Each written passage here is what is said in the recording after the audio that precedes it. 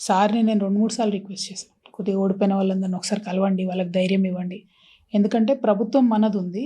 ఎమ్మెల్యేనేమో opposite party వాళ్ళున్నారు. So, అక్కడ మన మీద నమ్మకంతోని ఎలక్షన్‌లో నిలబడి రూ. 2 ఖర్చు పెట్టుకున్నటువంటి వ్యక్తుల్ని ఇప్పుడు మనం పవర్‌లో ఉన్నాం కాబట్టి పిలిసి మాట్లాడితే బాగుంటది అని చెప్పాను. చూద్దాం అన్నారు. ఎందుకో మరిగా తను ఫస్ట్ 5 ఇయర్స్‌లో చాలా బిజీగా వాటర్ మీద ఎక్కువ ఫోకస్ పెట్టారు. పవర్ మీద ఎక్కువ ఫోకస్ పెట్టారు. ఎలక్ట్రిసిటీ మీద. కాబట్టి కలవలేదనుకుంటా. కాకపోతే అదొక ట్రెండ్ అయిపోయింది పార్టీలో. మన కోసం నిలబడి, కలబడి కొట్లాడినోడు, రూ. 2 ఖర్చు పెట్టుకున్నోడు, శ్రమపడ్డోడు, అవతల పార్టీ గల్లబట్టుకొని మన కోసం నిలబడ్డోడిని కూడా కలిసి మనం సపోర్ట్ ఎక్స్‌ప్రెస్ చేయలే. ఇప్పుడు కూడా అంతే. ఓడిపోయిన వాళ్ళని ఎప్పుడు పార్టీ పట్టించుకోలే. నా విషయంలో కూడా అదే జరిగింది. నేను ఎంపీగా నన్ను ఓడగొట్టారు. ఓడగొట్టారు అని మీరు ఇంతకుముందు కూడా ఒకసారి చెప్పారు. ఎలాగా మీకేదైనా ఆధారాలు ఉన్నాయా? దీంట్లో ఎవరు హస్తం ఉండొచ్చు అనుకుంటున్నారు మీరు? మేడం కాస్త ఓపెన్‌గా మాట్లాడదాం.